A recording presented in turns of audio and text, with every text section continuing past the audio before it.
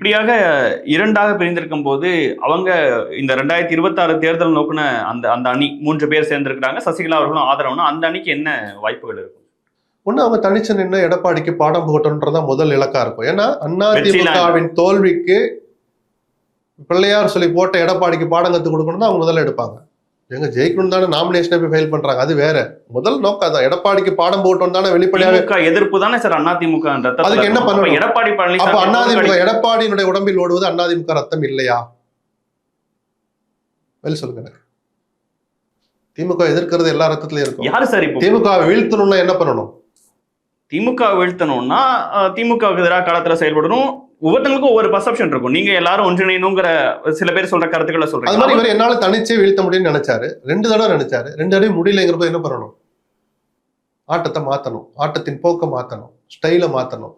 ஒரு துளி கூட மாத்தலையே. அது உள்ள இருந்து குரலே வரலையே. என்னன்னு இவங்க எல்லாம் சார் இதைத்தான் நான் எடப்பாடிங்கிற ஒரு நபரோட நிறுத்துறேன். தலைவனுக்கு அந்த உணர்வு வரணும் அப்படின்னு நான் சொல்றேன். எடப்பாடிக்கு அது வரல. பரவாயில்ல, இப்பயும் கூட வாழ்த்து சொல்லுவோம். தனிச்சு நிற்பேங்கிற இவங்க எல்லாம் தேவையில்லைங்கிறார். நிக்கட்டு ஜெயிச்சு காமிச்சா இவங்க எல்லாம் பேசு பொருளாவே இருக்க மாட்டாங்களே. இந்த 3 அணி 4 அணி எல்லாம் ஜெயிச்சு காட்டணும்ல. இல்ல எப்படி இன்க்ளூட் பண்ண முடியும்னு நினைக்கிறீங்க? ஸ்டில் அதையே நம்ம அந்த கவலை நமக்கு எதுக்கு சார்? தினேஷுக்கோ லட்சுமணனுக்கோ அதை பத்தி என்ன கவலை? இல்ல சார், தொடர்ந்து இதை நோக்கி அதிமுக குறித்த அரசியல பேசும் போதெல்லாம் இணைப்பு தான் வெற்றிக்கு ஒரே. அதை உட்காந்து பேச வேண்டியது எடப்பாடி. முதல் நபர் எடப்பாடி தான். ஏன்னா அவர்கிட்ட தான் அதிகாரம் இருக்கு. கட்சியில இணைக்கலாமா வேணாமா எல்லாம் பொதுச்செயலாளர் முடிவு பண்ணுவார்னு செம்மலையில தொடங்கி நத்தவிசனா வரைக்கும் எல்லாரும் சொல்றது பொதுச்செயலாளர் தான். செங்கோட்டையன் வரைக்கும் சொன்னது பொதுச்செயலாளர் தான். அதிகாரம் அவர்கிட்ட இருக்கும்போது அவர் மனசு வைக்காம எதுவும் நடக்காது.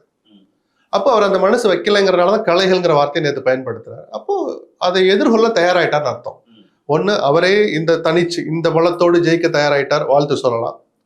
அல்லது இன்னொரு தோல்விக்கு அவர் வழிவகுத்துட்டாராங்கிற தேர்தல் முடிஞ்ச பிறகுதான் அவர். ஆனா அது கிட்டத்தட்ட எடப்பாடியினுடைய அரசியல் வாழ்க்கைக்கு முடிவுரையா இருக்கும். அது ஒரு என்ன சொல்றது, ஒரு கசப்பான முடிவுரையா அது இருக்கும். இன்னொரு தோல்வி எல்லாம் மீளவே முடியாது அதிமுக. எந்த இயக்கமும் திமுகவுக்கே அதான் கதி. இந்த தடவை அவங்க ஜெயிக்காம இருந்தா இந்த கட்சி கலகலத்திற்கு நேரம் 10 வருஷமெல்லாம் தாங்க மாட்டான் எந்த தொண்டனும்.